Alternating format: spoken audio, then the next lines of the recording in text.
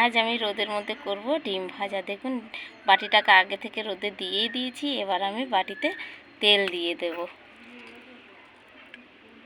তেলটা দিয়ে দিলাম। এবার আমি ডিমটাকে ফাটিয়ে দিয়ে দেব।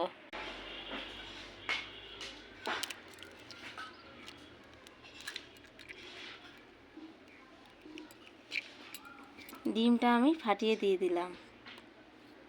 নুনটা দিয়ে দিচ্ছি। বুঝতেই পাচ্ছেন আমি 3 ঘন্টা ধরে এক ডিম নিয়ে বসেই আছি রোদের মধ্যে। এবার আমি উল্টে দেখব ডিমটা হলো কিনা। আমার তো মনে হচ্ছে ডিমটা হয়েই গেছে ভাজা। এই সাবাস, কি সুন্দর হয়েছে। আপনারাও এরকম তৈরি করে দেখবেন। আমরা কিন্তু রোদে ডিম ভেজে দেখলাম যে একদম ডিম ভাজা হয়ে যায়, একদম রেডি। আপনারা এরকম তৈরি করে খেয়ে দেখবেন, অসাধারণ হয়েছে, অসাধারণ। আগুনের তাপ ছাড়াও ডিম ভাজা হয়ে গেল, অসাধারণ হয়েছে, অসাধারণ।